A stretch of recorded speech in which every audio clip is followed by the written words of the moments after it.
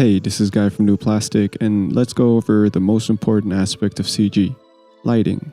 Last video we went over some basics of octane lights, and in this video we're going to learn how to create a light setup using some lighting techniques from the photography world. If you want to support the channel, check out the Patreon or YouTube membership, lots of project files and other cool stuff there. Link in the description. Follow me on Instagram at ojang, comment, like, subscribe, share, drink lots of water. Let's go. Okay, light. One very important thing to remember is that light is shadow. You can't light something up without creating shadows, and you want to use the shadows in your composition just as you use your lights. The relationship between the light and the shadow is where the mood and the energy lie. Also, that's where dimensionality lies. By having a shaded part and a lit part, we can feel the three dimensions of the subject through a 2D screen. Let's explore the different ways we can control the relationship between light and shadow. I'll use a human face as an example, but this can apply to pretty much anything you're lighting. In my opinion, the most important thing in managing your light and shadow relationship is light hierarchy. You pretty much never want to have a subject or a scene lit up at equal amount of power from all directions. If you do that, you pretty much eliminate the contrast between your lights and shadows. Here I have only one light source, and you can clearly and pretty beautifully tell we have a lit up side and a shaded side. We have different shades of a shadow on the face and body that really accentuate the curves and pores.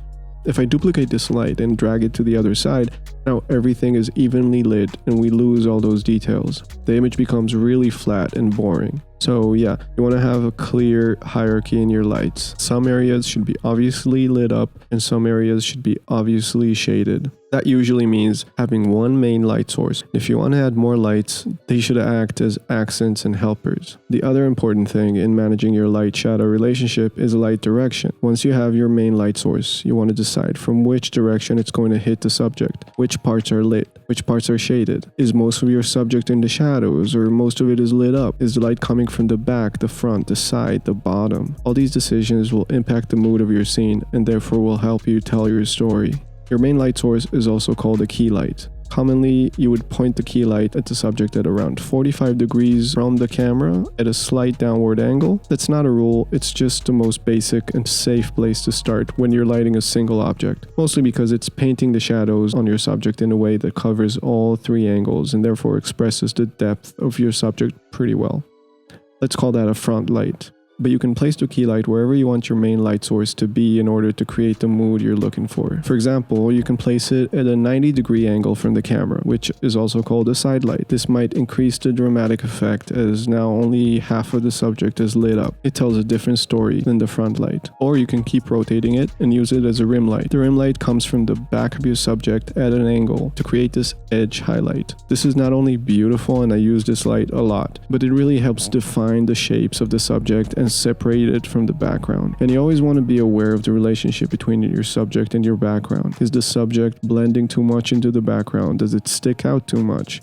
Ask yourself these questions when you compose a shot. Speaking of background, the next light is a backlight. A backlight could act as a rim light, but when I think of a backlight, it's usually when that light acts as the main character in the shot, creating a sort of a halo effect around the subject and even turning your subject into sort of silhouettes, getting this extremely dramatic and epic effect. If I bring the opacity of the light back up, you can see how the light is now almost taken over the shot, and the contrast between the light and the darker figure becomes much more extreme.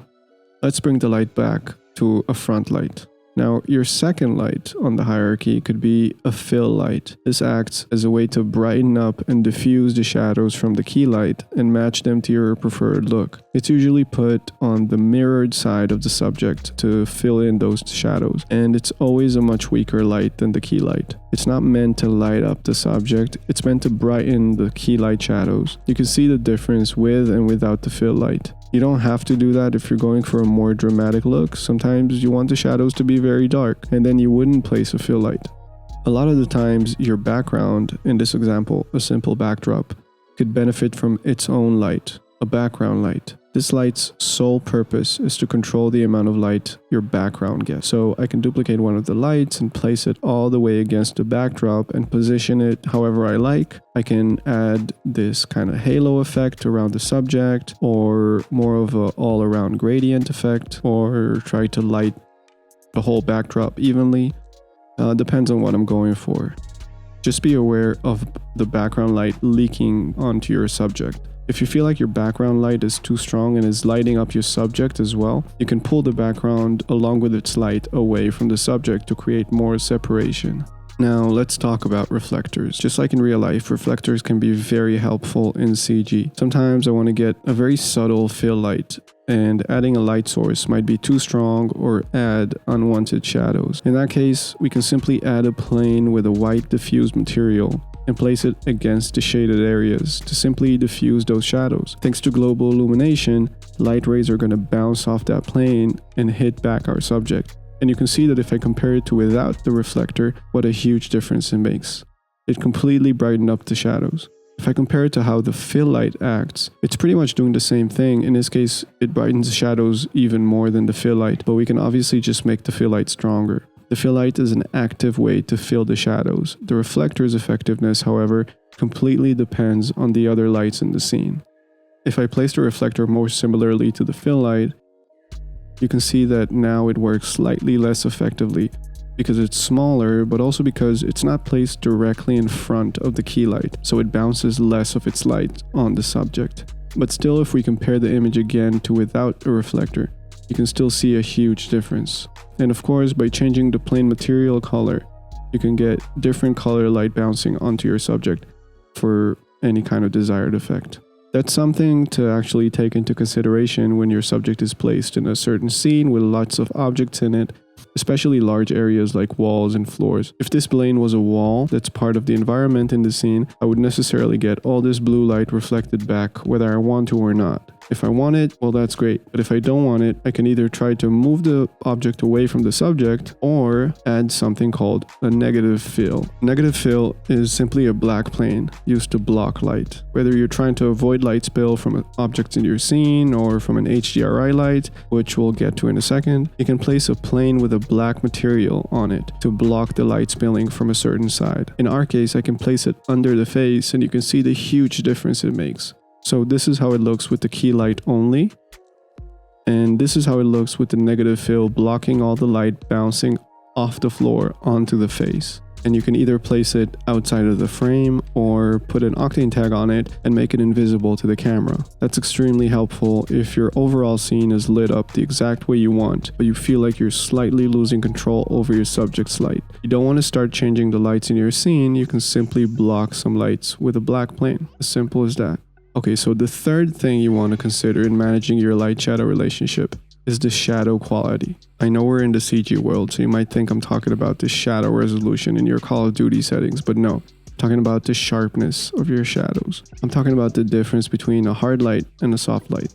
I have another light here, which is higher in temperature, so it's cooler in tone. Now, this light would be considered a soft light because it's placed relatively far from the subject and it's pretty big. And you can tell that the shadows are softer, the transition between light and shadow on the subject is long and gradual. This usually results in a more friendly and flattering light as the shadows tend to wrap around the subject in a more gentle and even way. You can see that if I increase the scale of the light and take it further back from the subject, the transition from light to shadow gets more and more gradual, almost like the shadows are getting blurred out. On the other hand, we have a hard light, a smaller light source which is closer to the subject. That gives us a sharp transition from light to shadow and creates those harsh and well-defined shadows that become almost like their own distinct shapes. You can see that by decreasing the scale of the light and bringing it closer, our shadows start much more abruptly and are much sharper. Look how sharp this shadow on the cheek is. But overall, there's barely any gradients to the shadow at all. And you can see that this gives us a more dramatic and cryptic, almost sinister look. And if you're trying to go for the camera flash lighting look, that's the way to go. So let me go back to our previous setup and I'll just duplicate this light to make a rim light out of it. All these different light combinations you'll use to tell your story is your light setup. The most fundamental and basic light setup is a 3-point light setup. A front key light, an opposite front fill light, and a rim light. You can easily tell the hierarchy here. Your key light is the most prominent light. It covers the biggest area and casts the most shadows. The fill light also covers a large area, but it's very weak, only slightly brightens up the shadows. And the rim light is strong, but only covers a tiny area, so it's not as prominent. But you can use a 2-point setup by dropping the rim light, or a single point setup by only using the key light. You can have a scene with lots of ambient light and very diffuse shadows, which is also called high key lighting, and creates a friendly and comforting atmosphere used in a lot of happy commercials. Or have a scene with limited light sources, harsh shadows, and lots of contrast, called low-key lighting, to achieve a more dramatic and mysterious effect. Do whatever you feel is helping you tell your story better. It's your story. As long as you keep the hierarchy and control your direction, anything goes. One famous and unique light setup is what's called Rembrandt lighting. It's a simple light setup named after the Dutch painter who would light his subject in this way that creates this distinguished triangle shape on one side of the face under the eye. Try to achieve that using everything we went over today. What I like about this technique is that it really shows how all you need to get a big effect is to use only a few simple light moves. One last thing I want to go over is HDRI lighting. In real life, there's always objects and light sources around us that affect our scene without our control. Windows, street lights, cars, furniture, people, trees, whatever. A real-life photographer a lot of the times would have to find a way to either incorporate them in the scene or try to remove them. However, in CG, we start from nothing. That nothing can benefit us, but a lot of the times it's a big part of the lack of realism, since in the real world there's always something outside of the camera. That's where HDRI lighting comes in. When using an HDRI image to light up a scene, we're using a photo of a real environment both as a complex light source and as a complex environment to reflect off of our reflective materials. An environment that would be way too energy and time consuming for us to build and for our machines to have to render. I don't want to go into the technicalities of how to use an HDRI image in Octane because there's many tutorials to show you how to do that, but here's something I do want to say. I almost never use an HDRI image as my only light source. It's tempting and usually feels like it might be enough, and it is such a simple solution. But the problem is that it usually results in a scene where the highlights are not strong enough and the shadows are not defined enough. I usually use an HDRI as a starting point to get some ambient light and kind of general mood going, and add my light setup on top of it. That way I get the benefits of complex lighting and reflections from the HDRI, and also the benefits of well-defined highlights and shadows from my area lights. If your scene gets too bright, lower the exposure on your scene or lower the strength of your HDRI. Luckily, today we have polyhaven.com, formerly known as HDRIhaven.com, where you can get many beautiful, amazing HDRIs for absolutely free. So a huge shout out to the people of Polyhaven. Okay, so now what? Will you be able to magically light up your scenes in the most beautiful way after watching this tutorial? I hope so, but I doubt it. There's no magic number you can put in and get amazing results. You'll need to keep practicing and really develop your eyes to be able to understand the differences in how and why you see what you see and how light affects it. Next time you watch a movie, pause and ask yourself, how is this scene lit? Why was it lit that way? Listen to the professional photographers and cinematographers talk about their work. Look at the behind the scenes clips to actually see the light setups they use. That's really the best way to get your mind and your eye to get better at it. In the next couple of videos, I'll go over a more hands-on approach to achieving different moods, like more dramatic or commercial or expressionistic or chiaroscuro and stuff like that. Hopefully going over some stuff we didn't in this video.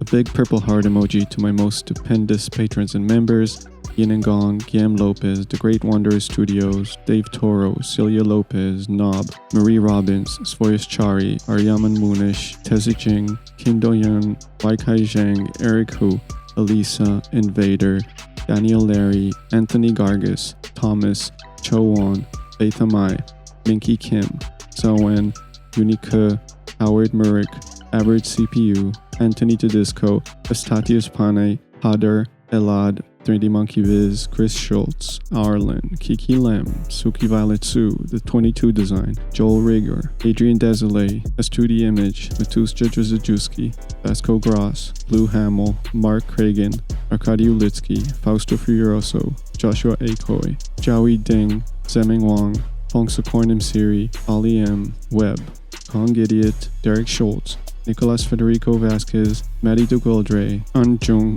Inyosta, Sigurdur Ymer, Gwilym James Theron, NZ, Elliot Cooper, Lai Tan, Dmitro Balbakov, and everybody else on the list. Thank you so much for the support. Hope you have a great day. I love you. Peace.